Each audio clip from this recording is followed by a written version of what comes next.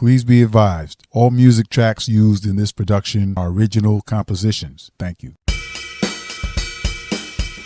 Hey, it's Scary Jones, executive producer of Elvis Duran and The Morning Show on Z100. I want to talk to you all about my friend and fellow Brooklyn College alumnus, Silas, your e-journalist, social work advocate. Silas hosts and produces the award-winning Kelsunn-on-the-Air social work podcast. My friend and fellow BCR alum is now known nationally and internationally as Silas, your e-journalist, social work advocate. His podcast, it's also listed as one of the top social work podcasts you must follow. The award-winning Kelsunn-on-the-Air social work podcast.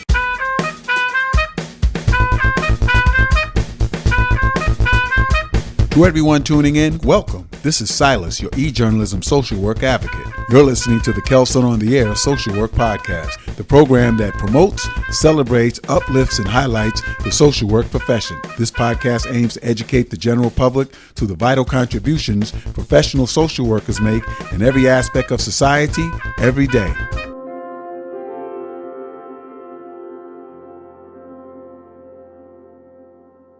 Tell us about this problem, because you say it's a pandemic. How did we get to these pandemic proportions? In the late 1990s, there was a paradigm shift for treating chronic pain. The story is being told as the physical pain crisis led to the opioid crisis, when the real story is that the emotional pain crisis has always been leading to a drug crisis. Hello, everyone, and welcome. This is Silas, your e-journalism social work advocate. Today, we have a very special podcast interview set up, and we're here today with a very special guest that's going to tell us about a film screening that's coming up.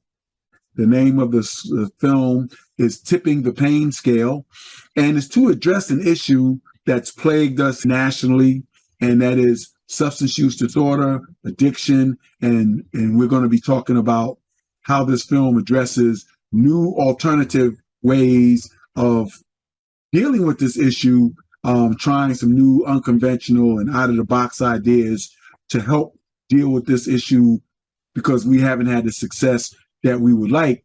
And simply, we know that because of the fatalities that have been taking place. And so, without further ado, I'm going to introduce our special guest for today. He is the film producer, and his name is Greg Williams. Greg, welcome to the Kelsunn-on-the-Air social work podcast. Thank you so much for joining us. And please take a few minutes to give our listeners a little background about yourself. Yeah, well, thanks, Silas. It's really great to be here. Thank you for doing what you do. Really awesome in terms of spreading the message about wellness and mental health and addiction issues. So I'm a film producer. I focus primarily on independent social justice documentaries. And so I've made a few feature-length films with a partner, Jeff Riley, who's an Emmy Award-winning editor, director. And so he helped create The Anonymous People, Generation Found, and now Tipping the Pain Scale with me. And we're just passionate about raising up voices and stories of change and transformation. I think, everyone kind of has seen the addiction docs that will drag you down and kind of leave you hopeless. And it's, what do we do? This issue is so big and it impacts all of us. I'm a person in recovery myself for over 21 years, and recovery's been, the best thing that's ever happened in my life. And it's really important to tell that side of the story, and to tell the side of the story that that transformation is possible, change is possible, and we need to kind of think through not doing the same thing over and expect different results, as we've done. And so Tipping the Pain Scale really, digs into 6 different characters from different communities, working on change, working on this issue from different levels of society, different layers of society. Part of the challenge is in this issue is everyone's like, well, how do you fix it? How do you get out of it? And the answer to that is it's nuanced, and it's going to take a lot of different things and different components. So maybe we could talk some more about that, but that's what Tipping the Pain Scale is all about. And hope people come out and check it out. And again, for all our listeners, we are asking everyone, wherever you live, if you hear this or you see this, we're asking you to come out. And who we want everybody that in any way has been afflicted and affected by this insidious disease called drug addiction. And so that means we want teachers, educators, social workers, mental health counselors, substance use disorder counselors, clergy, community leaders, elected officials, public citizens, anybody anybody that knows somebody who has been affected by this, and that's all of us. We asking you to come out. We want to pack the theater, and we want to make sure that we get the word out in a timely manner. And that being said, Greg, tell our listeners and viewers, how did this film come about? Where did the idea come up to do this particular film? Yeah, it was 2018, 2019, and the opioid crisis was continuing to kind of get worse, and the numbers and it the fentanyl stuff was just really head scratching in terms of what was that was doing to different communities. And Jeff and I wanted to explore kind of what people were doing in response to that. And so we had this kind of new emergence of a complexity related to the opioid issue and the addiction issue more broadly. I mean, we cover alcohol in the film and other substances of problem. And so anyways, Tim Grant is the executive producer, and he kind of called us up and said he wanted to make a film, to impact hearts and minds on this issue.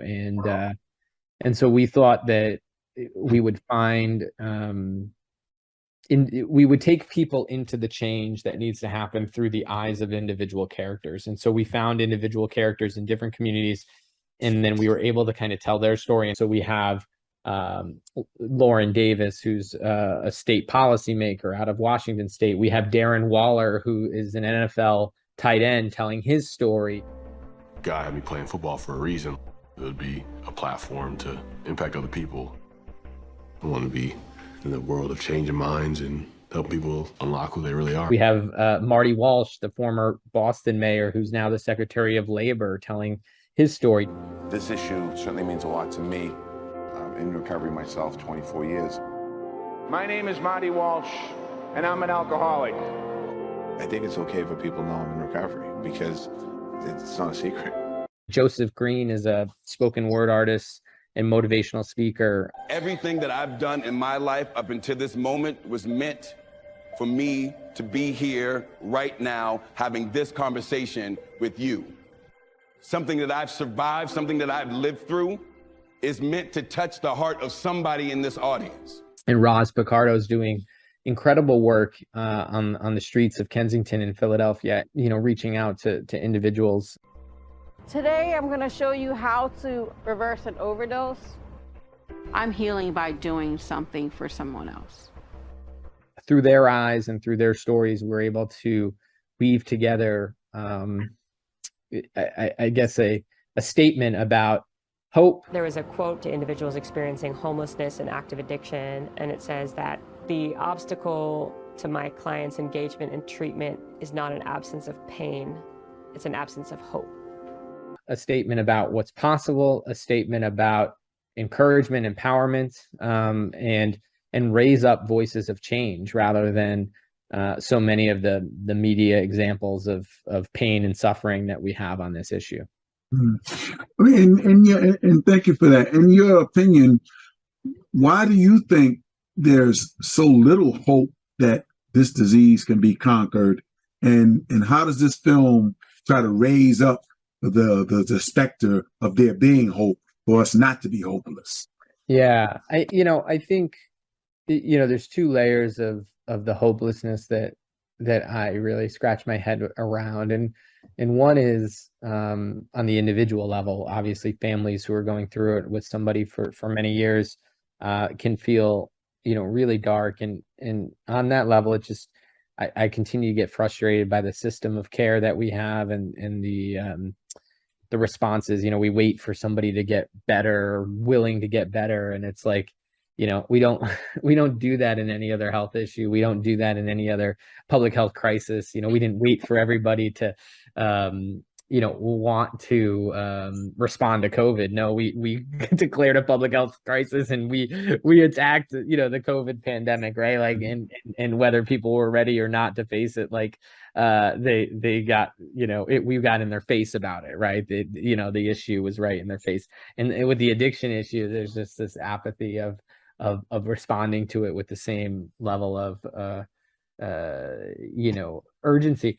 The broader challenge, I think, around the layers of hopelessness is the magnitude. I mean, this is an issue that touches almost every individual American and every layer of society, and so it's so massive that when things are this big, I think a lot of people get overwhelmed, and they just they just can't go there, either in their mind or in their space of like, how is there a way to ever, I mean, we're talking about 107,000 people who died last year, and then another couple hundred who might have lost their lives related to alcohol. I mean, when you think about the magnitude of, in the film, we have a stat, 1.5 million lives lost, just in the last few years. And it's so big that I think the transformation that needs to happen is so great. I think people get paralyzed sometimes. And so that's what I think we try to respond to in a film, in a feature film in this format, is to say, well, yeah, it's a big issue, but we can tackle this one community at a time, one layer of change at a time. And we can't, afford to be paralyzed, by this issue. And that's kind of the point of view, I think, of the film, and the point of view of the characters in our story. But I think it's so important that the story of hope, the story of recovery, the story of resilience, is told, because while it's true a lot of people are dying, there's a whole lot of people recovering, and that story is as valid and as important to be part of the conversation. Mm-hmm. Now, the people that you profile in the film, you got a professional NFL player and others of pretty significant stature. In your opinion, I don't know if you know this, per se, but I'm just going to ask you, in your opinion, what do you think made each of them be a willing participant in this film? Yeah. For Darren Waller, who's the star tight end of the NFL Oakland Raiders, he is really unique. I mean, we have a lot of ex-professional athletes. I mean, you talk about New York and Darryl Strawberry and CC Sabathia and individuals like that from the New York community that have been great advocates for recovery and continue to be great advocates for recovery, but they usually do that in like a post-career life. What's so unique about Darren Waller is just last Saturday, he sat there in his grocery store stocking shirt that he when he got expelled from the NFL, he went and stocked shelves at a grocery store in early recovery. He just signed a $51 million contract for the Oakland Raiders in that t-shirt last Saturday. And so that's the difference, right? Is that he's like, you watched Monday Night Football last year. They spent, 6 minutes talking about his recovery story with somebody during Monday Night Football. And so it's putting it at a different level when he's at the pinnacle of his career. So that's really unique in the professional sports world, what Darren's doing. And so, this was, I think his willingness is he just believes in sharing his story, and he believes that it's super important for others. And by doing so, he's got another teammate, Max Crosby, and some others who are seeking recovery on his own team. that are sustaining their recovery, and the ripple effect of what he does. And we have this amazing piece in the film about one of the fans, so I hope people check it out. I'll tease that. And Okay. then Marty Walsh is the Secretary of Labor, presidential cabinet individual in recovery. And we actually get into his story of his coming out and why he felt it was important. And he started as a labor organizer and as a state rep in Massachusetts. And he got focused on alcohol and drug issues in the state legislature and wanted to start working on that stuff. And and then one thing led to another, and he ends up running for mayor of the city of Boston, and didn't lie about his recovery status. And so the Boston Globe and all these newspapers start saying, former alcoholic runs for mayor, like thinking it's a bad thing. And it ended up being the whole recovery community came out to vote for him in a very close election. And he won his election by a slim margin. And he will tell you that it was the recovery community that put him over the edge because they believed that he could help on this issue from that seat in ways that other mayors might not have the perspective that he had, knowing the challenges of alcoholism and addiction. And it was because of that President Biden, who also has this in his family, nominated him and felt very comfortable with him at the Department of Labor to enforce mental health and addiction parity for health insurance.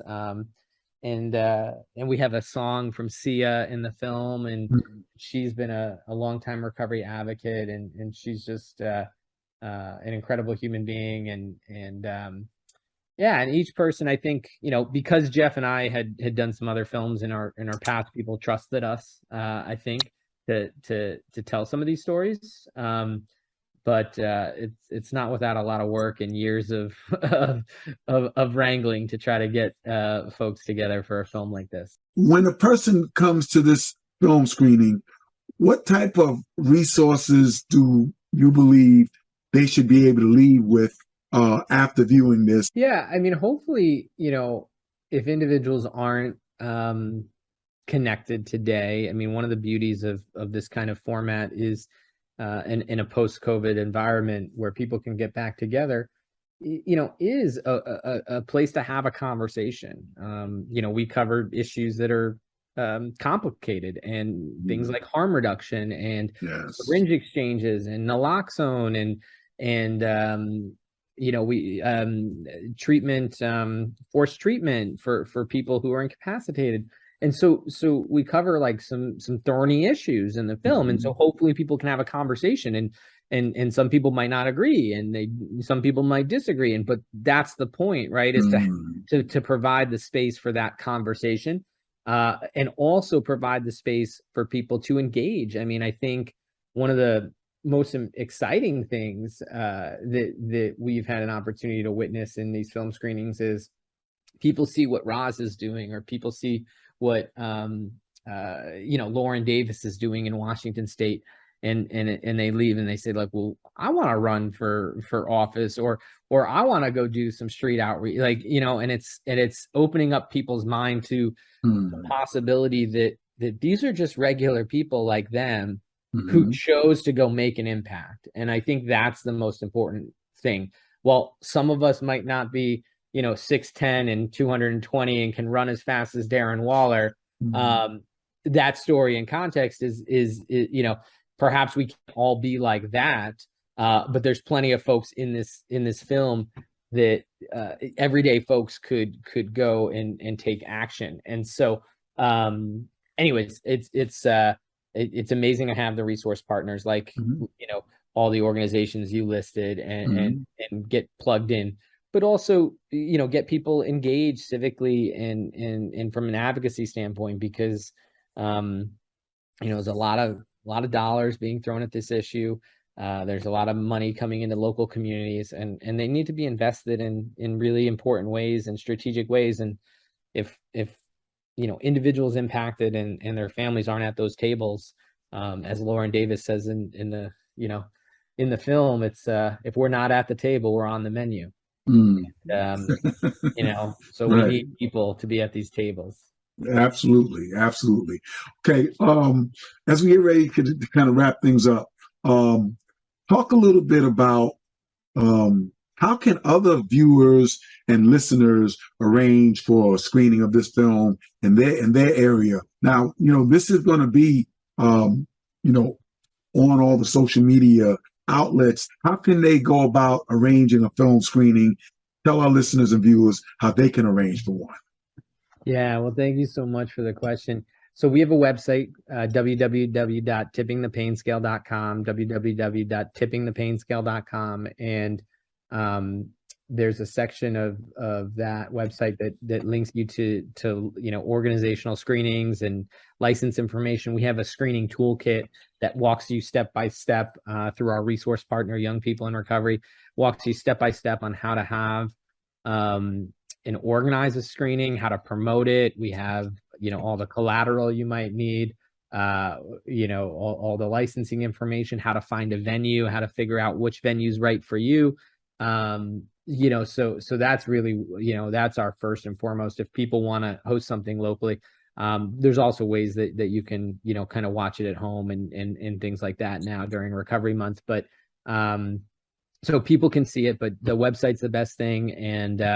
And then if you do see the film, the most important part for us is, these films we don't have a big marketing budget, if any, and film is all word of mouth anyways, to a large degree. And so, please do share with your friends and family, about this film if it moved you and touched you. And Jeff did such a beautiful job. I know that if you watch it, you will feel something, and you will feel something visceral in watching this film. He's an incredibly talented individual, and so I look forward to people's reaction. Where else has this been showed? What I want you to share with our listeners or viewers. Well, there's a lot of organizations similar, like prevention and treatment organizations, kind of like LITAD, but we do often have individuals who work in criminal justice settings wanting to bring the film into those settings. A lot of universities bring it into their social work and their drug and alcohol. So I know you're very connected to the National Association of Social Workers.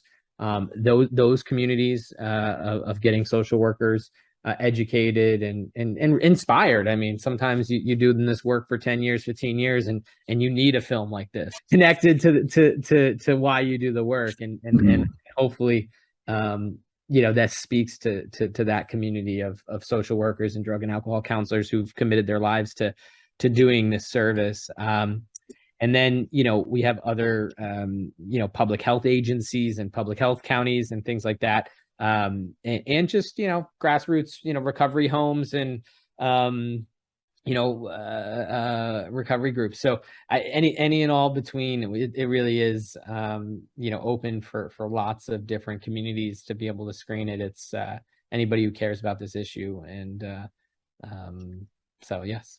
Okay. All right. And so what I like to do is, when I close out, I like to ask whoever my guests are, if you had 30 seconds to say one thing that you want to be impactful to anybody watching or listening to this, leave our listeners and viewers with something that you hope that they'll remember and that will spur them to come out and see this film and maybe even try to sponsor it on their own. What would you say? Yeah, Jeff and I do this work because, we want to lend our time and talents to give communities something that they can use to celebrate the work they're doing. The work that people watching and the work that people are doing in this space is hard work and sometimes thankless work.